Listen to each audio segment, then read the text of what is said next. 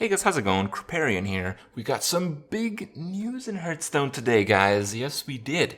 We got the Year of the Raven coming up. So basically, the animal that they choose to define the next year of Hearthstone doesn't really matter, but what does matter is the changes that come along with that. Now, all of these changes are going to go into place when the next expansion is released, and they don't talk about the next expansion whatsoever, but because it's a 3 expansion per year cycle in Hearthstone's development, that's got to happen pretty soon. That's got to happen in the next 5 to 7 weeks at most, I imagine, I hope.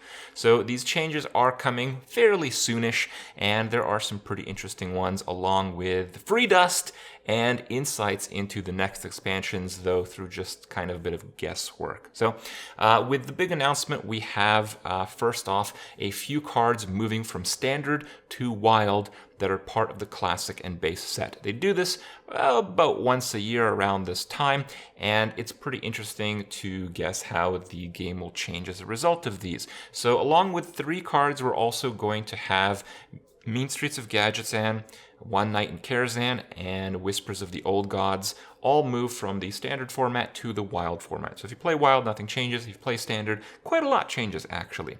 So Hall of Fame cards, the reason you get free dust is because if you have up to the maximum in a collection, they put it, basically if you have 2 copies of golden cards and non-golden cards, I believe, I think both of them are separate. So you have 2 copies of each one. You just get the dust value for having those cards, and you don't have to disenchant the cards, but then if you want, you can still disenchant those cards. So it's really important to have at least 2 copies of each of the cards being Hall of Fame, because you will literally get free dust. And that's good for you frugal Hearthstone players, which I imagine there are many.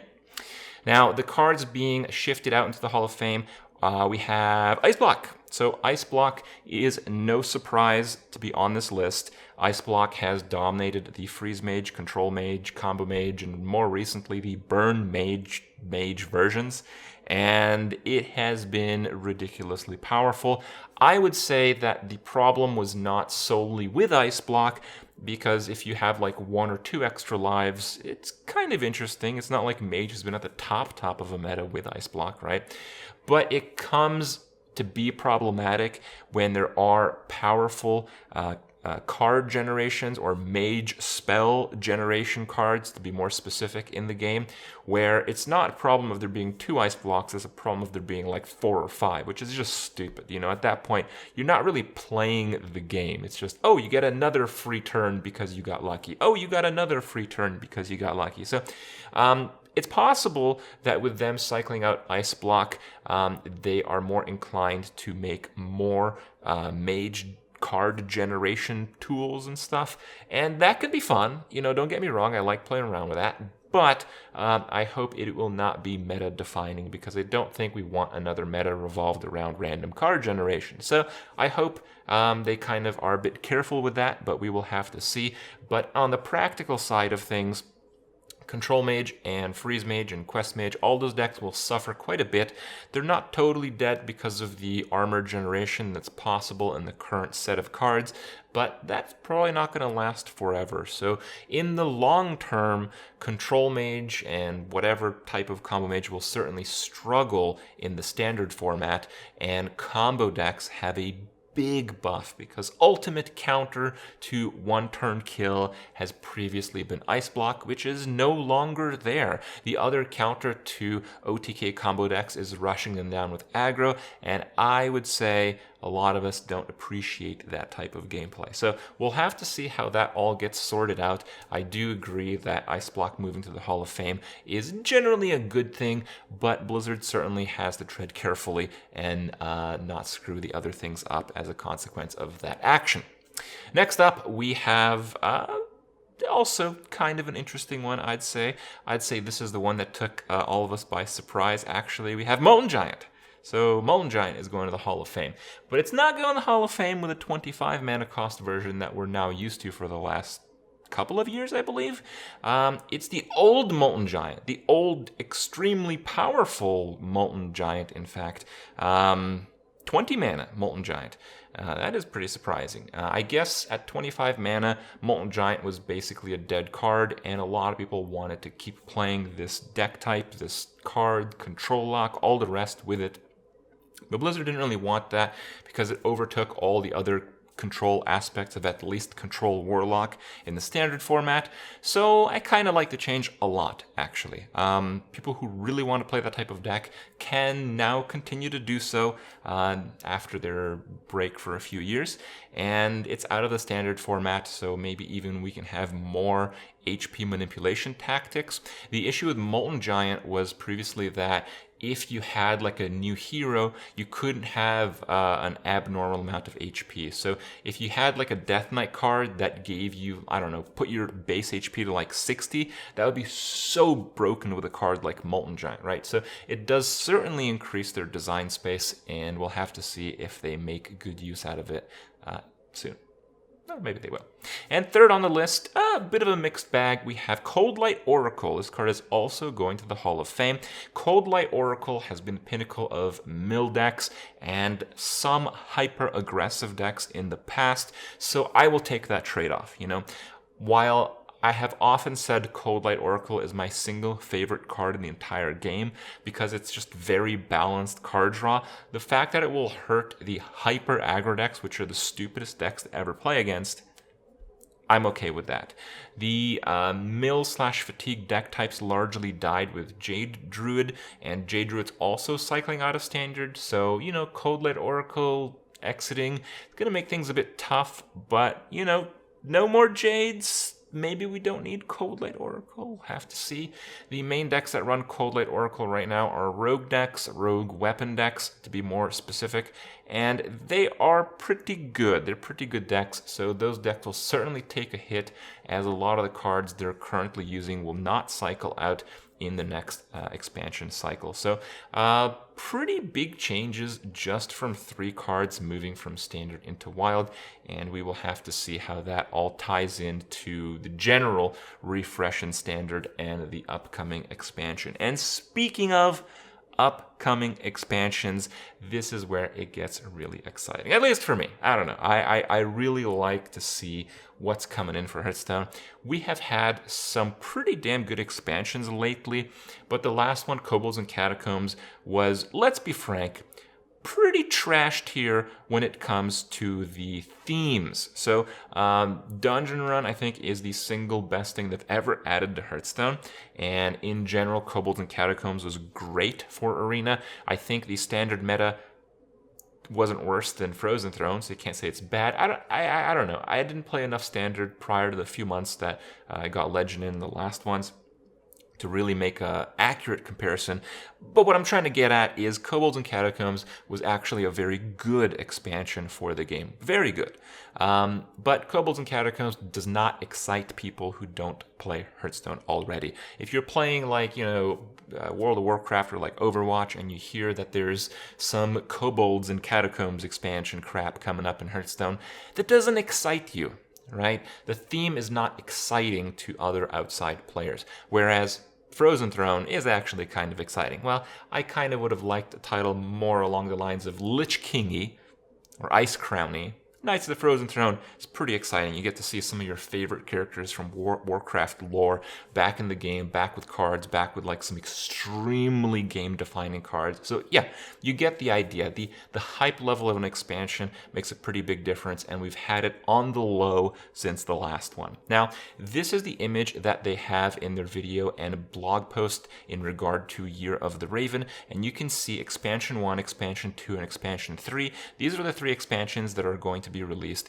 this year in 2018. The first expansion, Expansion 1, should come in very soon. I think it's within 5 to 7 weeks. I have no inside knowledge as of right now, so I have no idea. I'm speculating, but 3 expansions a year, it's gotta be coming up pretty soon. It just has to, right? And plus this announcement further encourages that idea.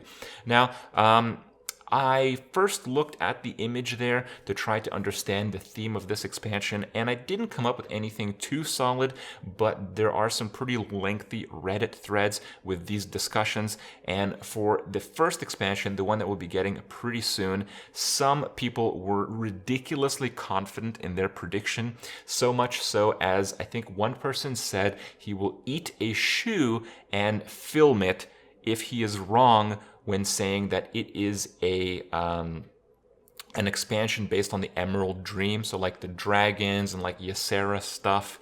Yeah, I kind of get it. It's got like the druidy vines and the magic coming out. I would never be that confident to say something like that with a prediction based on that.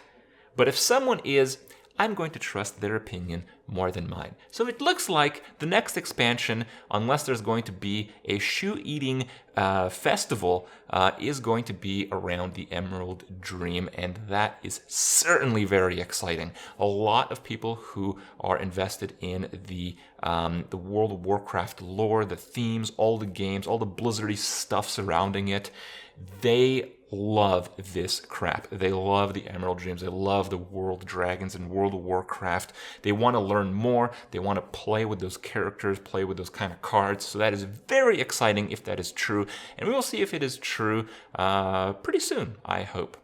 The next expansion seems to have the most solid basis. So when I first looked at it, I looked at the underside beneath like the circle thing there.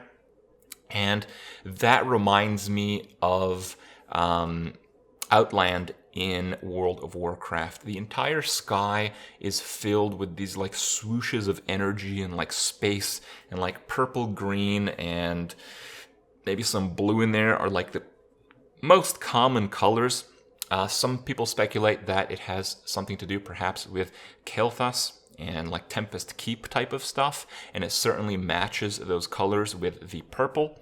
And some other people noted, I think very accurately, that there might be ethereals incorporated in this expansion, as the centerpiece is an ethereal portal with all the different rings. Now, it doesn't mean it's any one of those things, because all of those things are actually from Outland. So expansion 2, I think with confidence we can say that it will have a lot of lore from the Outlands, Illidan's world, as you would have it from World of Warcraft, if that's probably where you know it best from. So that's pretty damn exciting too. I can certainly see some hype coming up from that, in my opinion, even more than Emerald Dream.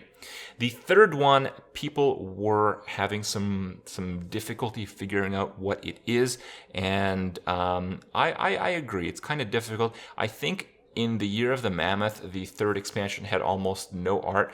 Blizzard works 2 expansions ahead of time, so expansion 3 might just be a bit of a placeholder, honestly. We might just be totally getting wrecked here trying to make predictions on this, and most of the predictions that I saw, I didn't exactly agree with. Most people seem to think that the third expansion has something to do with like trolls, like Zulaman, that type of stuff, and I disagree.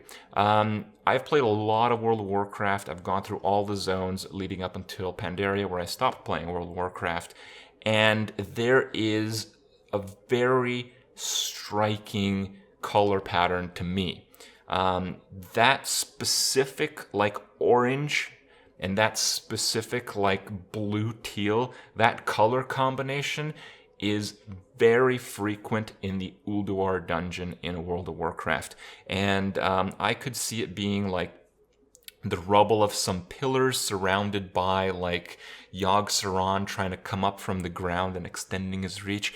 I think it's something to do with Ulduar, and that is crazy exciting. Now, I didn't play World of Warcraft after Pandaria. I didn't raid in World of Warcraft before Burning Crusade, but for the period that I played World of Warcraft, it was without a doubt that Ulduar was the gem of the game. It was like a perfectly executed raid zone. It was the best. People that played World of Warcraft at the time mostly thought this, and kind of got a bit of like the chills going down when people mentioned and reminisced about that crazy good raid dungeon. So I'm really hoping that's what it is, but I do think it's probably a bit too early to tell because Blizzard's probably just getting the groundwork on Expansion 3 right now. But we'll see. Hope you guys enjoyed my review of the upcoming changes and future of Hearthstone.